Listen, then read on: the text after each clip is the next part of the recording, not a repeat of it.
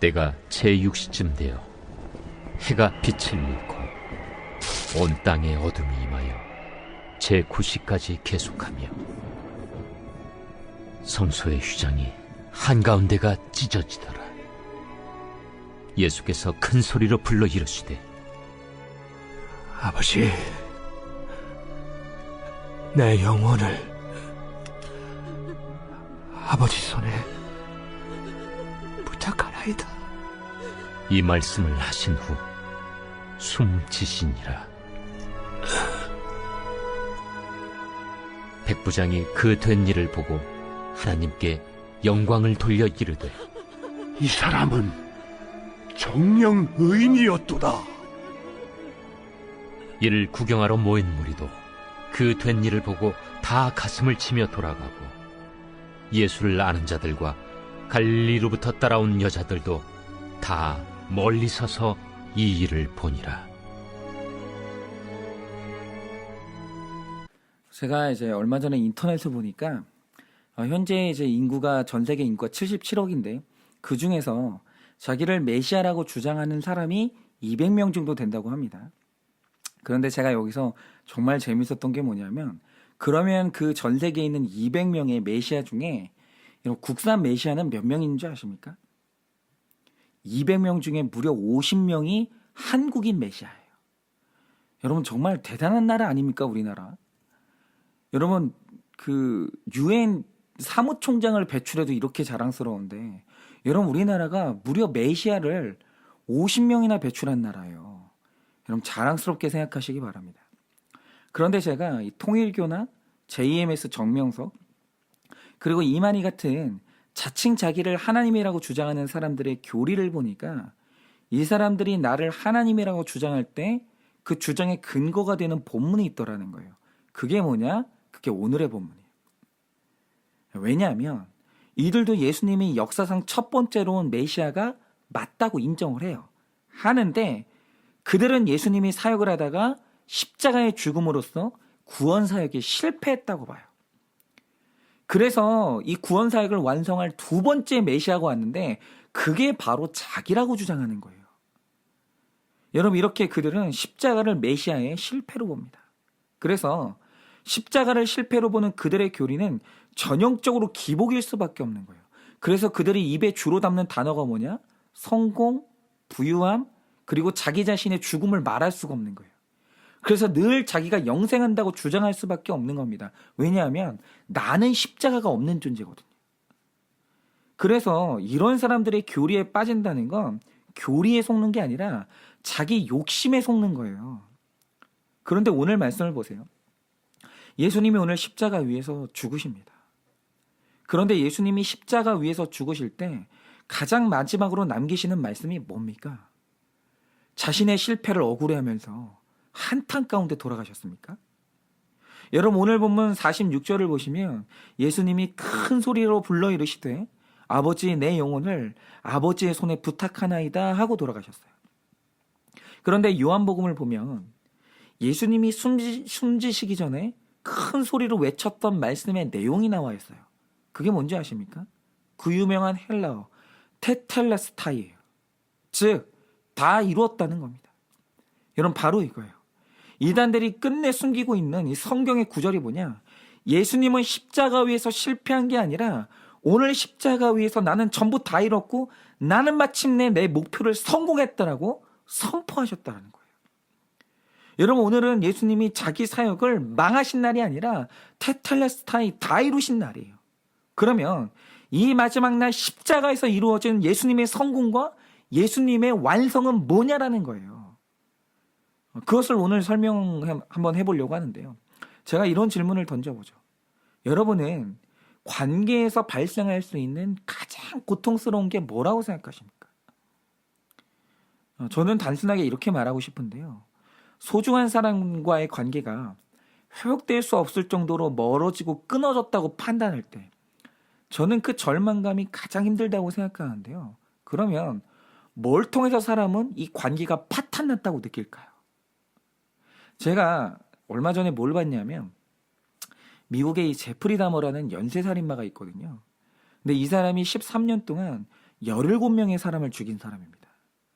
근데 이게 이렇게 된 이유가 뭐냐면 살인이 성적인 쾌감과 결합이 되면서 살인의 형태가 굉장히 이상해졌고 누가 말리지 않으면 이 살인을 끊을 수 없는 이 중독이 돼버린 거예요.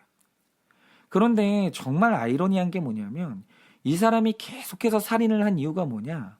사람에 대한 증오가 아니라 사람이 너무 그리웠던 거예요. 이 제프리 다머가 어릴 때부터 너무 관계를 이제 갈급해하고 사랑받기를 너무 원했던 사람이었는데 어머니도 사랑을 안 주고 아버지도 사랑을 안 주고 친구도 없으니까 이 정상적인 방법으로는 누구도 내 곁에 머물러 주는 사람이 없는 거예요. 그러니까 이제 변태 같은 방법으로 살인을 하면서 사람을 이제 자기 집에 이제 남겨놓은 다음에 그런 식으로라도 사람들을 곁에 두고 인간의 온도를 느끼고 싶어 한 거예요. 그런데 이 사람이 잡히면서 범행의 내용이 온 세상에 밝혀졌어요. 그러면서 제프리 다머의 고통은 그때부터 시작이 된 거예요. 그게 뭐냐? 사람을 만날 때마다 입 달린 사람이면 이 사람한테 분노하지 않는 사람이 없는 거예요. 만나는 사람마다 다 화를 내고 진노를 쏟아내는 거예요. 그 예로 법정에서 판사가 한 희생자의 가족에게 이 마지막으로 이 살인자에게 할 말이 있으면 하라고 기회를 줬더니 이 가족이 말을 못하는 거예요. 말을 못하고 정말 온몸에서 자기 분노를 다 짜내면서 딱 2마디 했던 게 뭐냐면 용서하지 않을 거야. 너도 똑같이 고통받다가 죽어야 해. 이러면서 몸을 부들부들 떠는데 이때 분노를 쏟아내는 사람만큼 힘들어했던 사람이 누군지 아십니까? 쏟아내는 분노의 대상인 이 제프리 다머가 고개를 푹 숙이고 그 화를 받아내는 걸 그렇게 힘들어하는 거예요. 그런데 상대가 나에게 이렇게 화를 낼 때 여러분 이게 뭘 의미하겠어요? 화를 낸다는 건 관계가 파탄났다는 뜻이거든요. 그러니까 이 화의 깊이가 깊을수록 화의 온도가 뜨거우면 뜨거울수록 우리의 관계는 절대로 되돌릴 수 없다는 이 절망감을 주는 거예요. 그러니까 분노의 시그널은 뭐냐면 우리는 끝났다는 걸 아주 결정적으로 보여주는 거죠.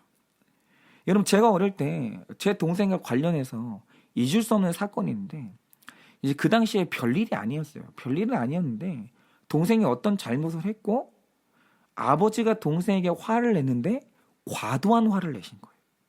어떻게 했냐면 화를 내다가 동생 뺨을 때리고 너 나가라고 다시는 들어오지 말라고 하면서 화를 내신 거예요.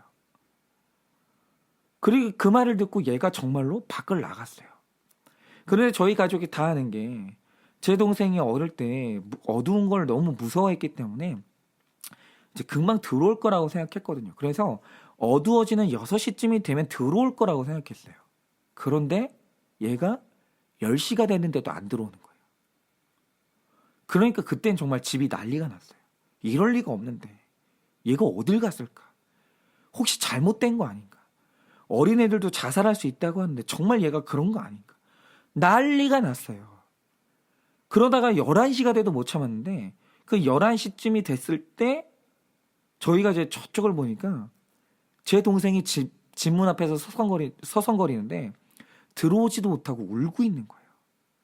그래서 온 가족이 가가지고 어딜 갔다 왔냐고 그리고 제 집으로 데리고 들어왔죠.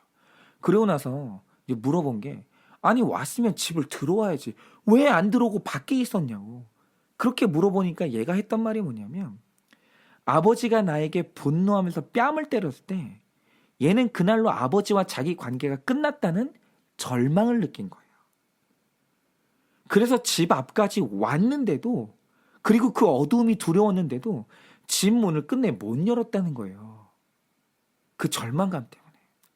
여러분 이것이 바로 분노의 의미예요. 여러분 바로 이겁니다. 여러분 왜 죄가 인류를 망하게 한 최악의 저주인 줄 아십니까? 이 세상에서 하나님의 화를 하나님의 분노를 유발하는 유일한 게 뭐냐면 그게 바로 죄이기 때문이에요. 하나님은 죄에 대해서는 분노 말고는 다른 반응을 하실 수가 없는 거예요. 그런데 죄가 커지면 커질수록 하나님의 진노는 걷잡을 수 없이 커지고 그 진노 때문에 결국 하나님과 우리 사이에 관계에 파탄이 왔거든요. 여러분, 기본적으로 이 세상의 모든 사람은 하나님을 향해서 절망감이 있어요. 회복될 수 없는. 여러분, 죄를 향한 하나님의 진노라는 것은 불같이 뜨거운 것이요, 땅을 삼켜버리는 홍수처럼 걷잡을 수 없는 거예요. 그런데 이 진노를 풀 수 있는 유일한 한 가지 방법이 있어요. 그게 뭐냐? 그 진노가 풀릴 때까지 징계를 쏟아붓는 거예요. 그 죄에 합당한 징계를 부어버리는 거죠. 그런데 이 징계를 세상 전부에 쏟아버리면 살아날 사람이 아무도 없거든요. 그래서 하나님이 내놓으신 대책이 뭡니까? 여러분, 혹시 피레침이라는 거 아십니까? 하늘에서 번개가 칠 때 자꾸 번개가 땅을 치면서 사람이 죽는 거예요.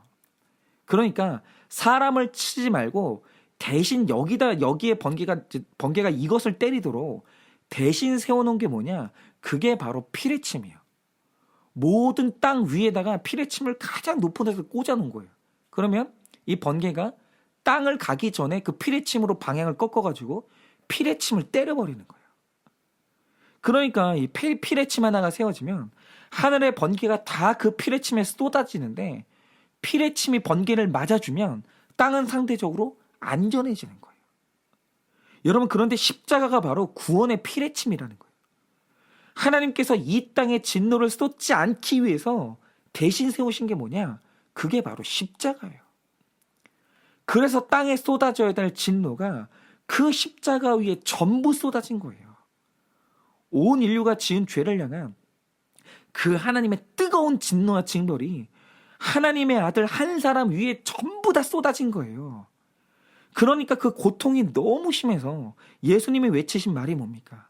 엘리 엘리 라마 사박다니, 나의 하나님 어찌하여 나를 버리십니까?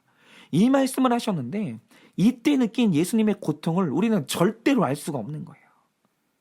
그런데 이렇게 고통스러운 징벌을 당하는데도 그가 그 징벌의 십자가를 뛰쳐나오지 않으셨어요. 왜요?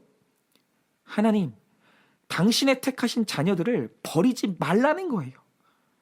죄 지은 자녀들을 향한 하나님의 분노의 매를 나에게 다 쏟으시고, 그들이 맞아야 될 매를 나를 다 때리시고, 자녀들에게는 단 한 번의 화도 내지 마시고 그 어떤 매도 들지 마시라는 거예요. 이렇게 징벌을 통해서 죄를 향한 하나님의 진노가 풀리는 걸 신학용어로 유화라고 부르는데요. 이 십자가 뒤에 전 인류를 향한 하나님의 진노가 한 방울도 남김없이 다 쏟아지자 마침내 그분의 화가 풀리신 거예요. 즉, 이 십자가 사역이 성공했습니까? 실패했습니까? 다시 말해서 예수님이 십자가에서 진노를 다 받아내는데 성공하셨습니까? 아니면 너무 괴로워서 도망가셨습니까? 만약에 그 가짜 메시아들의 말대로 예수님이 십자가에서 안 죽고 내려와 사셨다면 바로 그게 철저한 실패예요. 그런데 십자가의 성공은 죽기까지 그 십자가에서 버티는 것, 그것이 바로 십자가의 성공이에요. 그런데 우리의 진짜 메시아께서 그 힘든 일을 해내신 거예요. 그러자 마가복음 15장 38절이 그 십자가의 효력을 뭐라고 기록하고 있습니까? 우리와 하나님 사이를 나누던 성소의 휘장이 찢어진 거예요. 즉, 십자가 위에 하나님의 진노의 번개가 다 쏟아지자 하나님의 진노가 풀린 거예요. 그러자 하나님과 우리 사이의 벽이 허물어지고 마침내 우리 사이에 화해가 이루어진 거예요. 하나님 아버지와 우리 사이는 회복이 됐다는 겁니다. 그래서 예수 뒤에 숨은 사람, 여러분, 예수 그리스도가 달린 그 십자가 뒤에 숨은 사람은 절대로 하나님의 진노를 경험하지 않는다라는 거예요. 그리고 십자가 뒤에 숨은 사람은 단 한 사람도 고아가 없어요. 왜요? 그들은 전부 다 온유하신 하나님을 만나고 화해가 된 하나님을 만나거든요. 그런데 하나님과 나 사이에 화해가 이루어지면서 하나님이 나와 함께 하시면, 하나님이 이제 분노가 아니라 나에게 사랑을 쏟으시면 어떻게 되는지 아십니까? 여러분, 다윗이 자기를 죽이려는 사울을 피해서 늘 사망의 음침한 골짜기를 다녔는데, 그때 다윗이 그 어려운 시간을 버틸 힘이 뭡니까? 이겁니다. 그 유명한 시편 23편 4절 말씀. 내가 사망의 음침한 골짜기를 다닐지라도 해를 두려워하지 않을 것은 주님이 나와 함께 하심이라. 여러분, 이것은 십자가가 없었으면 기록할 수가 없는 말이에요. 어떻게 하나님이 우리와 함께해요?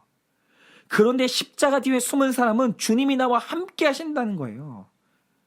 하나님과 나 사이의 관계가 끊어지지 않으면 신자가 기도 중에 하나님이 한 번만 나를 만져주시고 한마디라도 그 따뜻한 음성을 들려주시면 신자는 모든 어려움을 타고 넘어가는 거예요.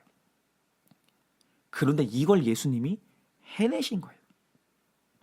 그래서 예수님은 십자가의 사역을 다 마치시면서 테텔라스타이, 내가 다 이루었다, 내가 성공했다, 여러분 이 선언을 하신 거예요. 여러분, 그래서 이제 우리에게는 남아있는 한 가지 테텔레스타이가 있어요. 그게 뭐냐? 예수님은 성공하셨기 때문에 우리의 테텔레스타이가 남은 거예요. 여러분, 예수님이 엄청난 대가를 치르시고 아버지와 우리 사이의 회복을 성공시켰기 때문에 우리 인생에도 이 성공이 있어야 되는 거예요. 여러분, 혹시 이 중에 하나님과의 관계는 회복됐으면서, 예수님 덕분에 하나님과의 관계가 회복됐으면서 사람과의 관계가 끊어진 분들 계십니까? 여러분, 신앙의 성공, 인생의 성공은 관계가 회복돼야 다 이루는 거예요. 여러분, 예수님은 이 세상에서 가장 어려운 화해에 성공하셨는데 우리가 하나님도 아니면서 더 작은 화해, 더 쉬운 화해에 실패한다면 그는 십자가를 모르는 사람이고 십자가의 은혜를 버리는 사람이에요. 여러분, 혹시 그 마음에 미워하고 용서하지 못하는 사람이 있습니까?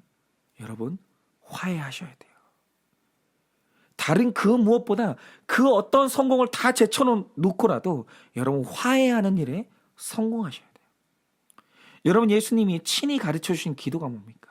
우리가 다른 사람의 죄를 용서해야 하나님도 나의 죄를 용서해 주신다는 거예요. 그 분노, 그 미움, 그 원망, 그거 품은 한은 그거를 품는 한은 하나님과의 관계는 회복이 안 되는 거예요. 여러분, 오늘 하나님께서 나에게 베풀어 주신 십자가를 통한 그 용서의 깊이를 묵상하시기를 바랍니다. 그리고 그 은혜의 힘으로 여러분의 인생에도 용서가 성공하는 그 놀라운 테텔레스타이가 이루어지기를 바랍니다. 그래서 오늘 하루 아버지의 성공이 우리의 성공이 되시는 하루 되시기를 예수님의 이름으로 축원을 드립니다.